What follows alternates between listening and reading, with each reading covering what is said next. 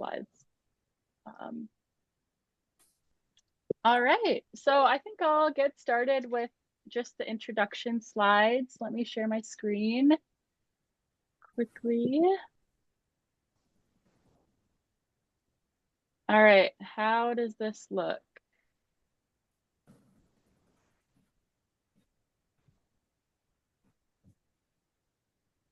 Oh, hang on, someone's in the waiting room. Okay, can y'all see this all right? Yep, that looks good to me. Cool, thanks. So yeah, thank you all for joining for today's Glion GSA Limnoseries, which will be presented by Daniel here. My name is Anna Schmidt, and I'm going to be the host today. And today, Daniel will be presenting some research findings from his PhD on sediment resuspension in a shallow coastal lagoon in Australia. And before I hand it over to him, I'm just going to quickly present a few slides to introduce the Glion Student Association and our Limnoseries webinars. So the Glion Student Association, or the GSA, works to provide leadership, mentoring, and training opportunities for Glion students and encourage student networking in Glion. And the current GSA leadership team is comprised of Lipa, myself, Kirtana, and then our advisor, Boss Evelings. And within the GSA, we have a workshop committee that puts on these monthly Limnoseries lectures and workshops such as this one. And we also organize the pre-meeting workshops that take place before Glion meetings. And so just a thank you to the folks on the slide who have contributed to the organization and planning of Limnoseries this year. And especially Lisa, who helped a lot with the coordination for this Limnoseries today. And the GSA has two other committees. So we have the Communications Committee, which plans networking events and writes blog posts on the Glion blog. And we also have a poster committee, which organizes the poster sessions and abstract books at Glion meetings. So if you're a student or if you know a student who might be interested in serving on one or more of these GSA committees, feel free to reach out to us at this email on the slide to learn how to get involved, because we're always looking for fresh ideas and new people to help us out with these committees. And next, I just wanted to let everyone know that we're still looking for Limnoseries presenters for this October, November, and December, I believe. So if you would like to share your expertise with the Glion community, either through a hands-on workshop or a lecture about your research, feel free to take a look at this Google form and fill it out with your availability. And then the GSA workshop committee will get in touch with you to set a date. And I'll put the link to this form in the Zoom chat after I stop talking. And finally, you can access past Limnoseries on the new Glion website under the events tab.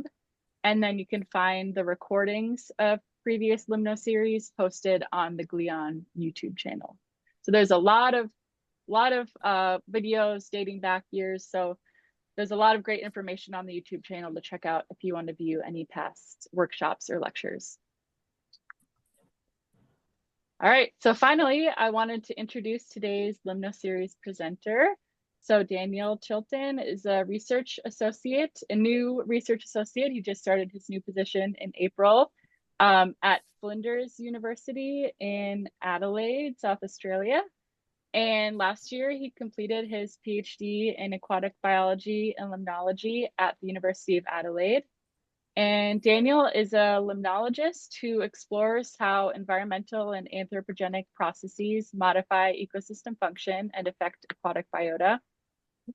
And he's currently working in the Coorong, South Australia, which is a shallow coastal lagoon of high ecological, economic, and cultural importance, which he will be talking about today. And through his work, Daniel strives to engage and work in collaboration with people from around the world to share knowledge to improve the current global state of the environment. So without further ado, I will hand it over to Daniel for his presentation. And after his presentation, we'll have some time for questions from the audience, which you can either put in the chat or unmute yourself and ask at the end. So take it away. Thanks, Anna. Thanks for that introduction. Now, let me see if all this works. Okay. All right. So, hopefully we're seeing the first title screen there. Looks good. Yep, cool. So, yep, thanks for the introduction, Anna. So, yep, my name's Daniel. As Anna mentioned, I'm a research associate at Flinders University. But today I'll be presenting my PhD research, which I undertook at the University of Adelaide. So yeah, investigating wind-induced sediment resuspension in the shallow coastal lagoon. So firstly, I'd just like to acknowledge the traditional owners of the lands on which I have worked on. So Coorong is the traditional lands of the Ngarrindjeri people. And the name Coorong actually comes from the Ngarrindjeri name Coorang, meaning long, narrow neck. And the University of Adelaide and Flinders University are located on the lands of the Kaurna people. So I pay my respects to elders past, present, and emerging. So shallow coastal lagoons, what are they? So they're also described as estuarine lagoons. They are inland water bodies, typically with a depth of only a few meters. I'll just put my pointer on.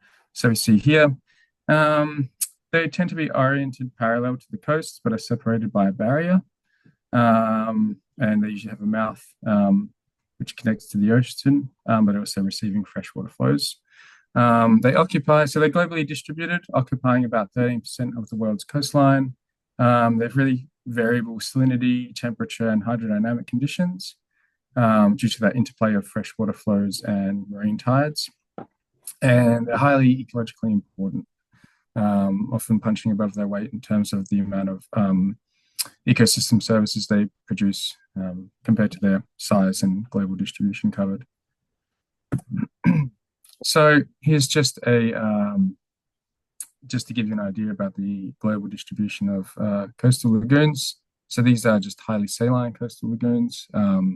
So wouldn't be covering all of them, but does give you an idea that you can see that they're distributed throughout the world, all continents, and in several different types of climates. And the one we're going to be focusing on today is this one down here in South Australia, which is the Coorong. So the Coorong, it's the terminal wetland of the Murray-Darling Basin. So over here on the right, we see the Murray-Darling Basin, one of the largest river basins in the world, has an area of greater than 1 million square kilometres.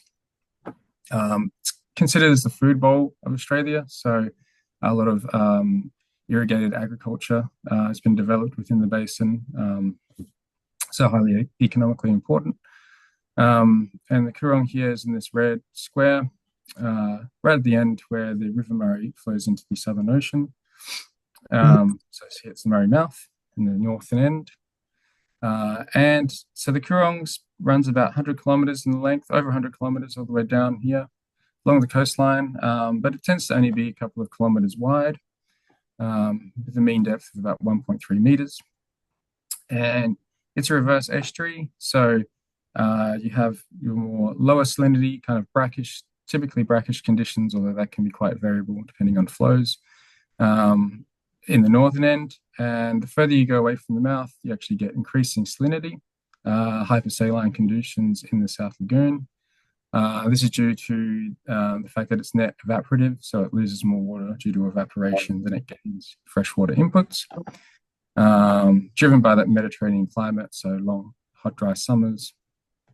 It also experiences strong winds coming in from the Southern Ocean, and it's an internationally important wetland, so it was Ramsar listed in 1985, principally due to its exceptional biological diversity and its large waterbird populations. So you can have in excess of 100,000 individuals at certain times of year.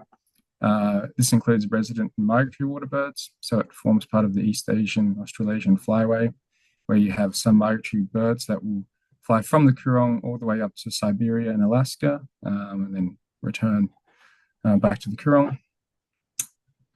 And a key component of that of the ecosystem is the Rupia tuberosa submerged macrophyte community, which we just shortened to Rupia community. So that's a mix of several salt-tolerant submerged macrophytes in the genera Rupia and Althenia, Rupia tuberosa being the most abundant species in the community. It's quite an interesting plant. Its shoots are only they grow up to about 10 centimeters long. Generally, they're not even that long, but when it reproduces, sexually, it creates these really long peduncles with flowers on the end of them. So they can grow up to 1 meter.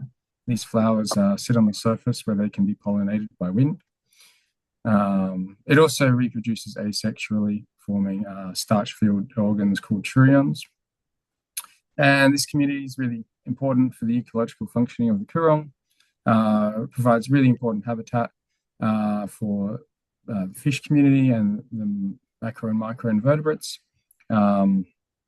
which provide food resources for a lot of the water birds. And also it provides direct food resources for waterfowl. So large populations of ducks and swans will eat the leaves of the Rupia community. Currently, Coorong, it's in a hypereutrophic and highly turbid water state. So Secchi depth can be, somewhere like 20 to 30 centimeters, which is kind of bad news for the submerged plants that are growing on those the bottom of the sediments there. And you can see over here, Google Maps view, you can just see Google Earth how green the water column is of the Coorong compared to the ocean. So really high phytoplankton concentrations. And so looking at shallow lake theory here, applied to shallow lagoons, they can typically exist in one of two states. So number A here is like what we kind of consider as the ecologically healthy state, have clearer water, oligotrophic to mesotrophic conditions dominated by submerged macrophytes. Or then you can also have kind of what's considered as a degraded state, which is really eutrophic, turbid water, lots of phytoplankton. And we believe that the Coorong was historically more like this, with a lot more submerged macrophytes, healthier state, but now it's in this state where it's really eutrophic, high turbidity, lots of phytoplankton, also filamentous green algal blooms. And we know that this is largely due to modifications to its freshwater flow regime. So have an overall reduction in freshwater flows reaching the Coorong. As I mentioned in the Murray-Darling Basin, that irrigated agriculture, a lot of water is taken out of the rivers, doesn't reach the Coorong. And so we've seen an overall reduction in freshwater flows going back over 100, 200 years. Also, we have climate change. So reduction in rainfall across the Murray-Darling Basin means we're getting less flow coming down the river. Also, that's increasing the frequency and intensity of droughts.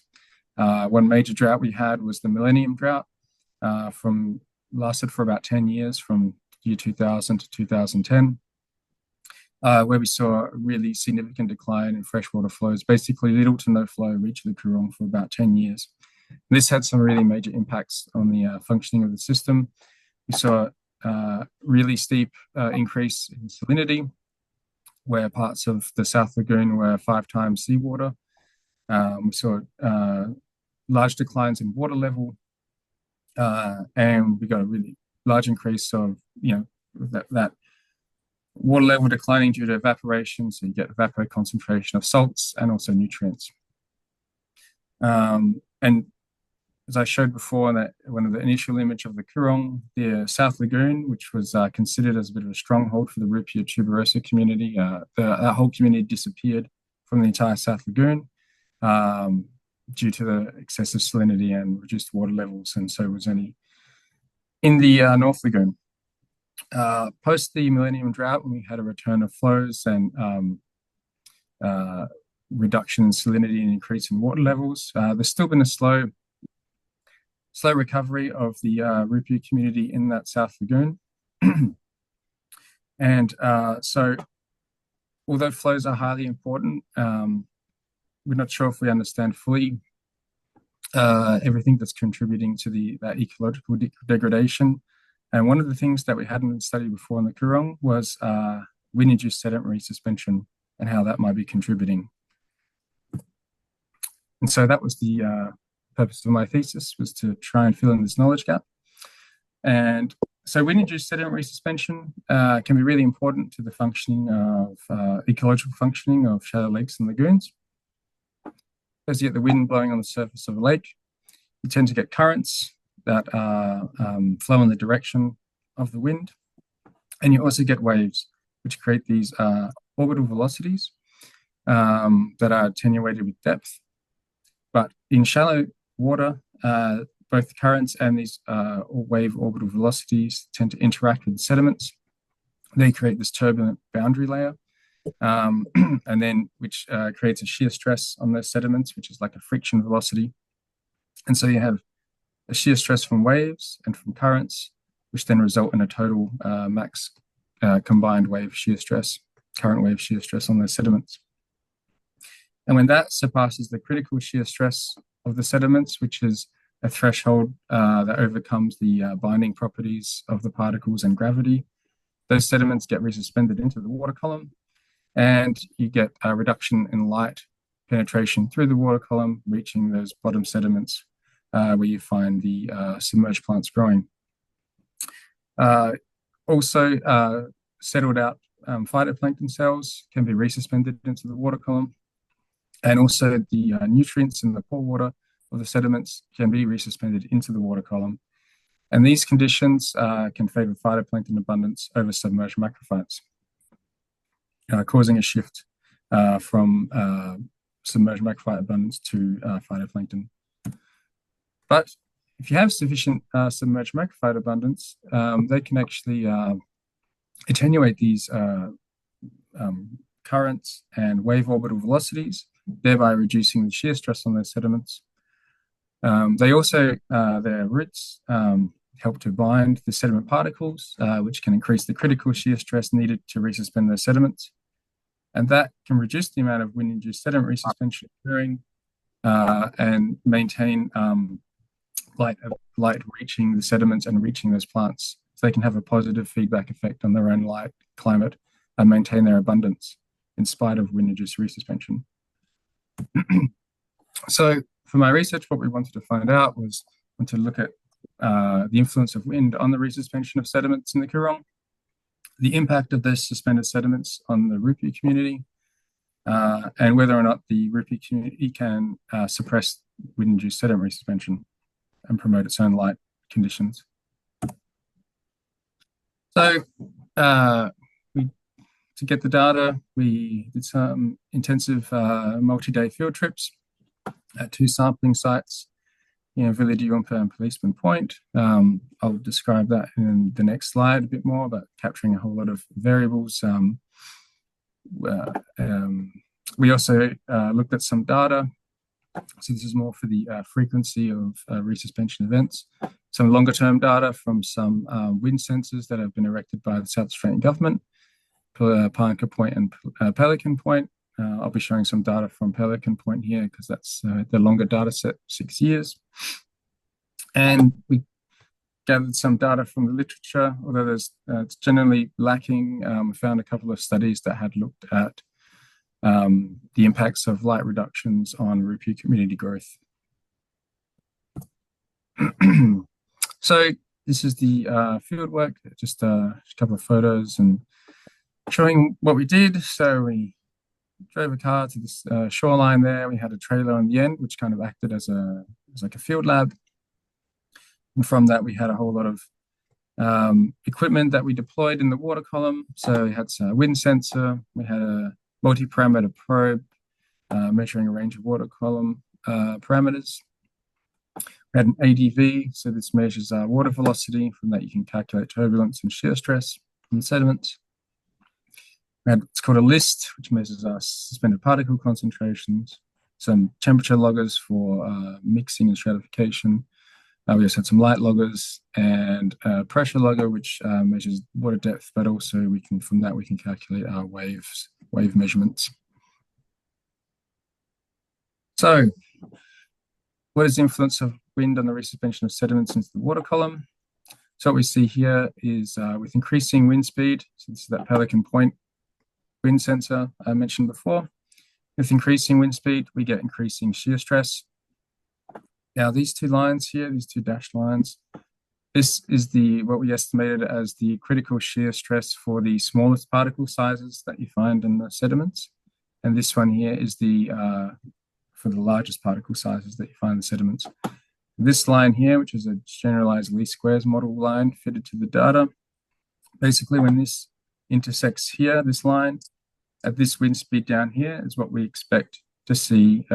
That's when we expect to see the smallest particle sizes being resuspended into the water column.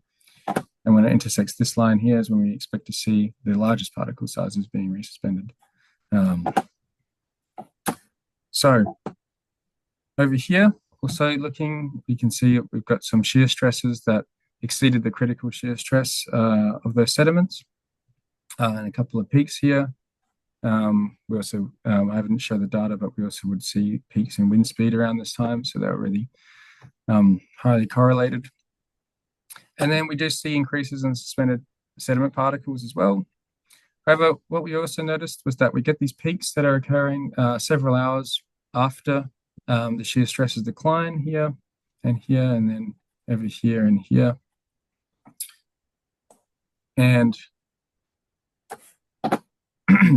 and we also get a general accumulation of sediments with time. Also notice over here we have higher shear stresses compared to this. So this is the policeman point sampling. This is Villa We have higher shear stresses, and it's also resulted in higher suspended particles compared to this side. But we see this general same pattern. What we think is happening, what we think is happening is that we're getting not only resuspension where we were measuring, but we're getting also resuspension occurring downwind, and that those sediment particles that are being resuspended into the water column are being transported.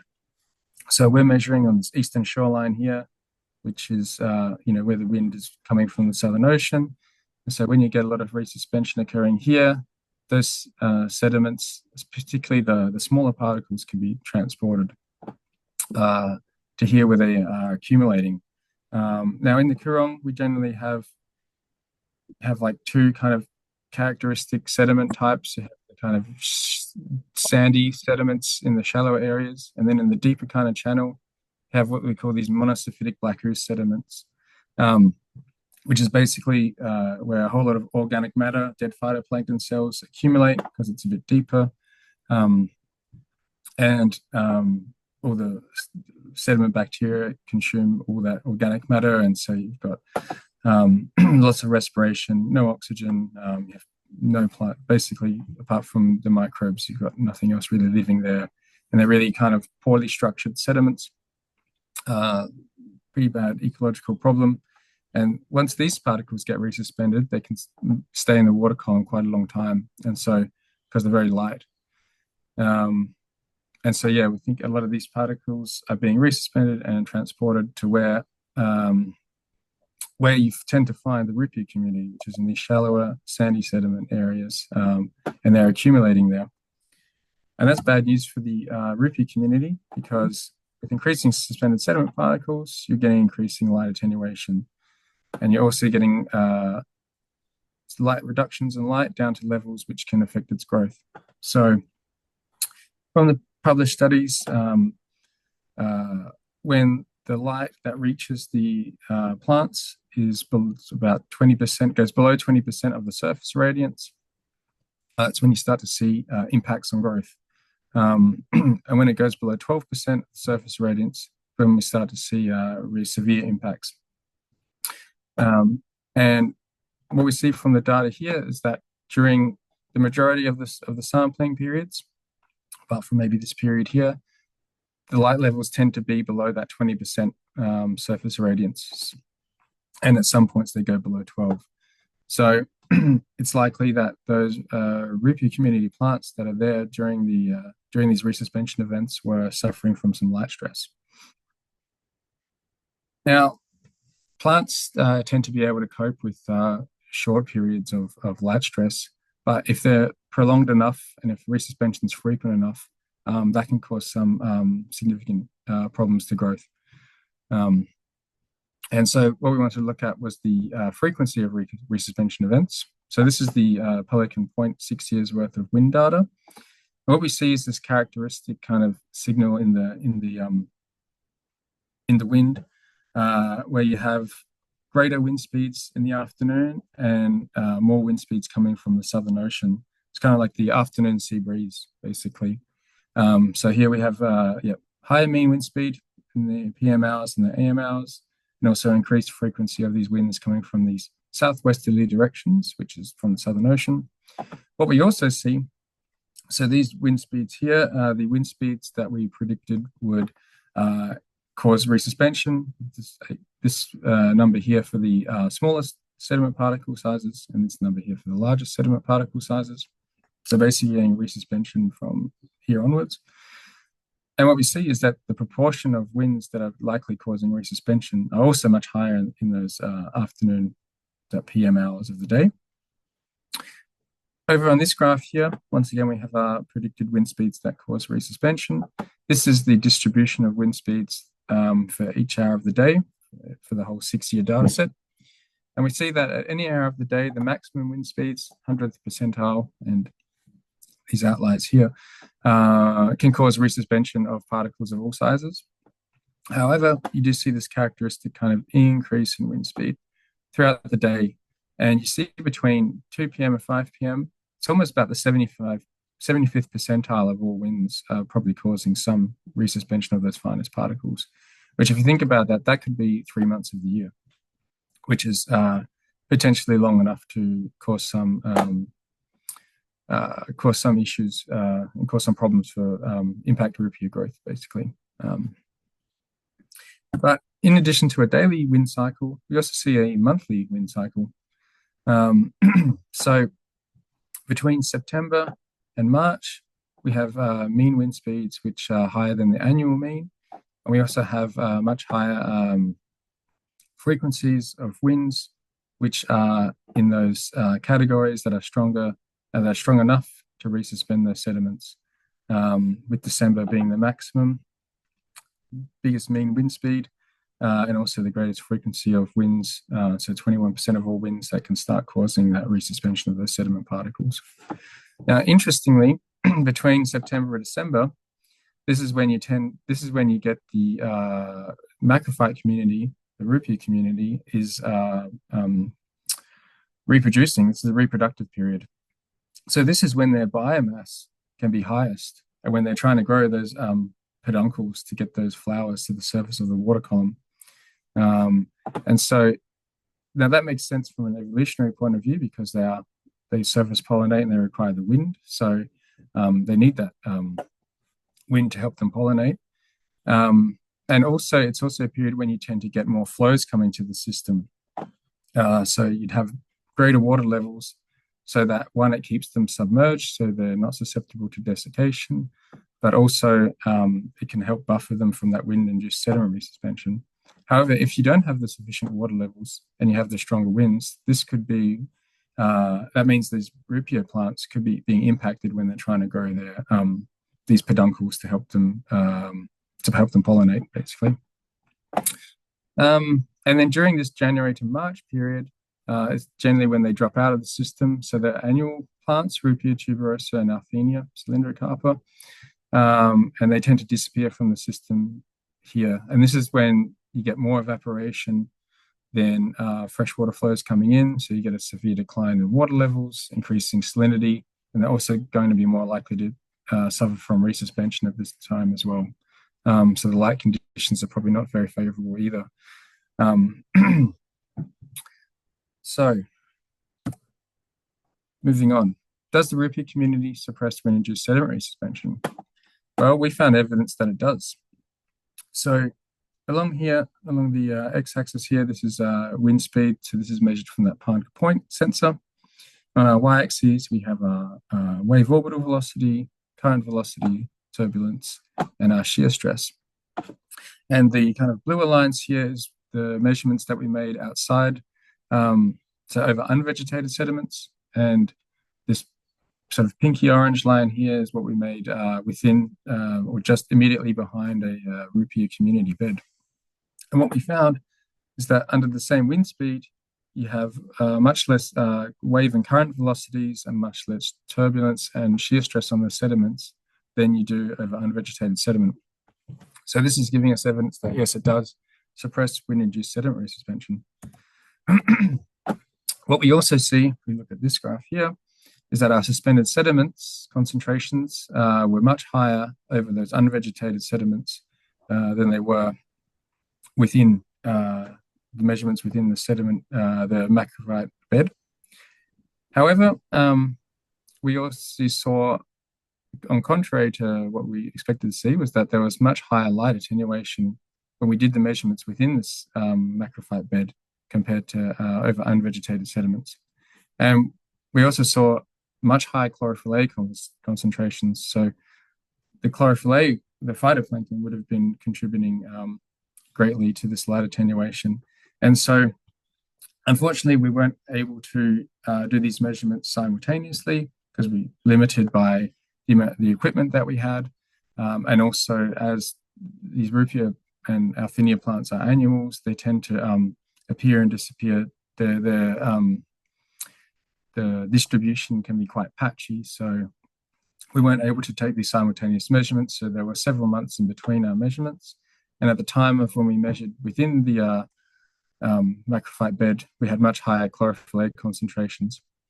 But what it does show us is that in spite of the benefits that the rupee community can have on its own light availability by suppressing sediment resuspension, the bigger issue is going to be this hypereutrophic status and these high chlorophyll A conditions that will basically hinder any benefits that you're going to have from the sediment resuspension.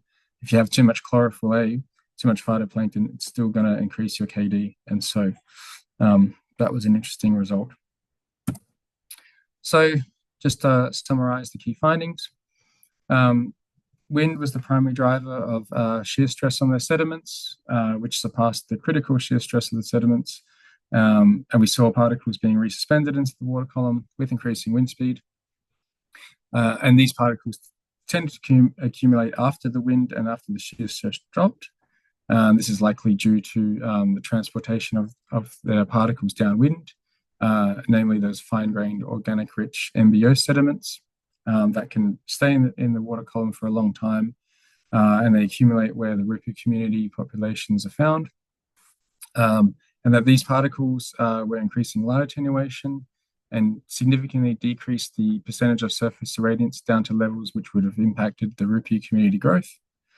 That resuspension can occur throughout the year at any time, but it occurs more frequently in the afternoon and from September to March, which coincides with the reproductive and senescence periods of the rupee community.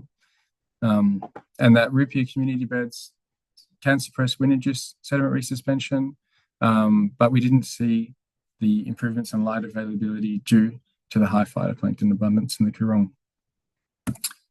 So what does this mean for management? It means that freshwater flow is really important to the ecological functioning of the Coorong. Freshwater flows, so we have A and B. In a higher freshwater flow scenario, we see increased water levels, which are really important to help buffer that wind-induced resuspension, particularly during the reproduction period for the rupee community, when they're trying to grow those peduncles and trying to get their flowers to the surface of the water in spring and early summer. Freshwater flows are also really important for hydrological flushing, and that's important to reduce the amount of organic matter and nutrients in the system that can help reduce phytoplankton abundance and help increase light penetration to those sediments by reducing that phytoplankton. Um, Also, that organic matter accumulation should help reduce those monosyphitic black ooze sediments, which can be readily resuspended, and they further increase light attenuation in the water column. Together with increased light penetration and a reduction in salinity from freshwater flows also increases the distribution and abundance of the rupee community. With increased light penetration, we would see that the rupee community could colonize these deeper sediments. And that would help stabilize the sediments. It could help uptake nutrients from the system and improve the oxygenation conditions of those MBOs. So, yeah, overall, freshwater flows are really important and to the system. So, in conclusion, just like to acknowledge all the people that helped me during my PhD research, namely my two supervisors, Justin Brooks and Rob Reed, and also to my principal lab mates, Christopher Keneally and Tyler Dornan. And there's the references, and thanks for listening. Thank you very much. That was an awesome presentation. Yes, everyone join me for a round of applause, either with the emoji or unmute your microphone. Great, thank you. So I would love to open it up to questions from the audience. You can either write your question in the chat or feel free to raise your hand or unmute yourself if you have any questions for Dan. I can start us off if people are still thinking.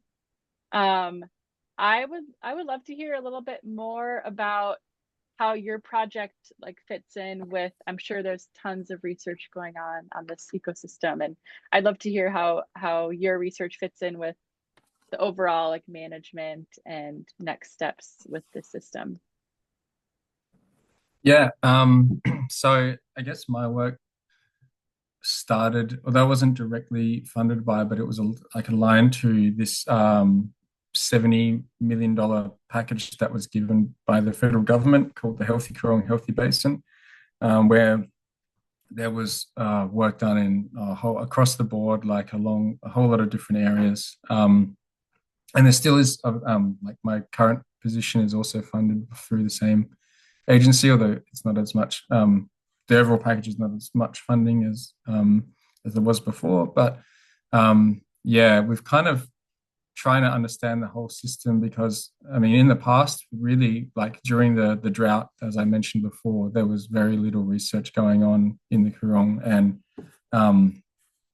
and I think after the drought, when we realized that it was in such a bad state, it was like, oh, okay, that's when, governments tend to act when they notice everything's bad. And so, yeah, there was a big drive to do a lot of research. So, yeah, I think it's also that, there's a lot of people tend to work in silos. So I think it was like trying to combine that knowledge together and try and get a general understanding of the system.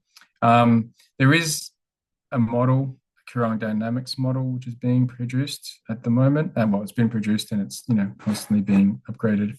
I think that was a way to try and integrate all of that knowledge into the system. So a lot of my data went into the resuspension and hydrodynamic components of that model. So I guess that's probably where everything's been integrated to some degree. But yeah, there's still a lot we don't know. There's things we do know and there's still a lot we don't. There's some work at the moment going on about, methane, greenhouse gas emissions that are pretty poorly studied. And also about climate adaptation and what we're likely to see in the future. So, but yeah, hopefully that answers your question. But there's a lot of work going on, but it's just trying to integrate everything, I think is where it's, yeah. Yeah, that's awesome. Thank you. Any other questions from the audience? I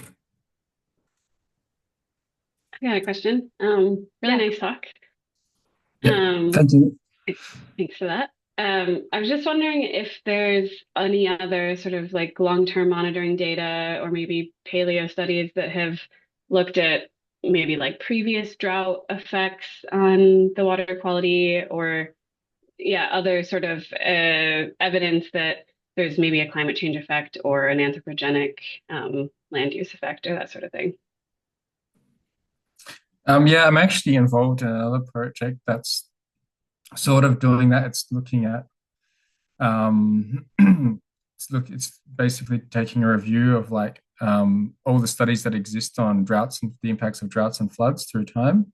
Most of the data though is really in the last like 20, maybe 30 years, maybe some studies going back to the 70s, but so the knowledge that we have, the evidence that we have that it was dominated by submerged macrophytes before, from what I read, is that there was a study done looking at the sediments, and they could see from the sediments that there was a lot more plants around.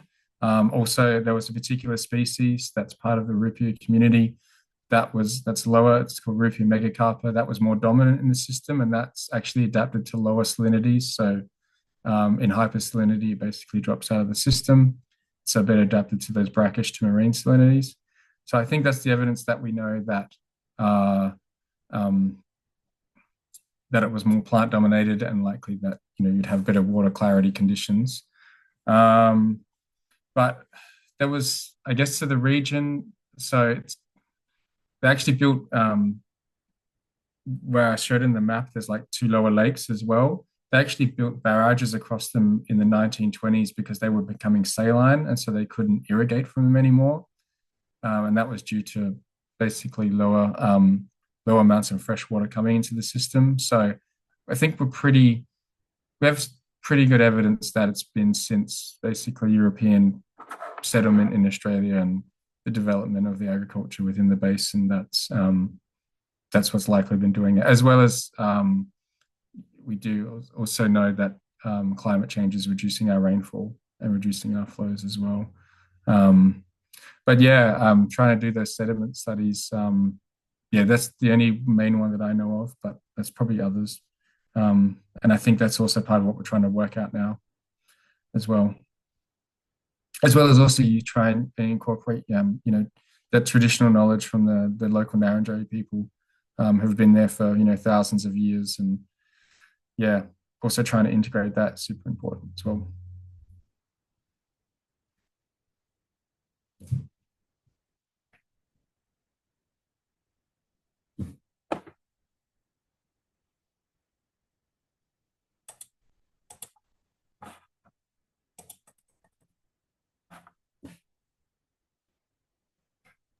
Any other questions? Looks like we have one in the chat. Do you want me to read it out loud, or are you able to see the chat? I can read it out loud. How does sediment resuspension link to your current work on algae? Yeah, so, well, as I mentioned about the how resuspension can influence nutrient influx as well as resuspend those phytoplankton cells which might have been settled out. So we might see a link in between windier periods and increased phytoplankton abundance. So I guess my current work, looking at the phytoplankton communities individually, it'll be just about incorporating wind speed into the data, which I'm currently trying to do. I think it'll just be seeing how that wind speed affects the abundance and diversity of those different phytoplankton groups and the community as a whole. I think would be the way of integrating that.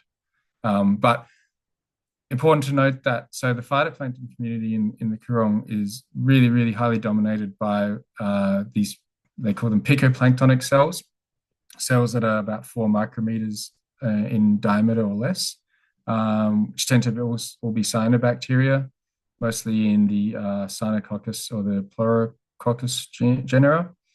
And they're just kind of they represent generally like 90% of the abundance of the entire species, or even higher. And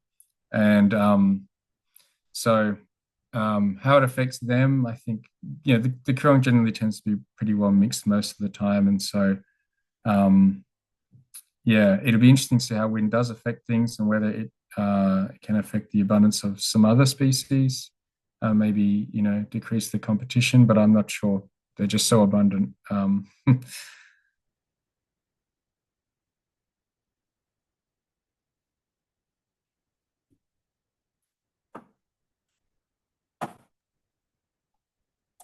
Awesome. Any last questions? You got a thanks in the chat for your answer. That's really exciting, and looking forward to hearing how your new research goes. Maybe you can give another Limnoseries in a couple of years with your new findings on the phytoplankton. That'd be awesome. Yeah, that'd be cool. Great.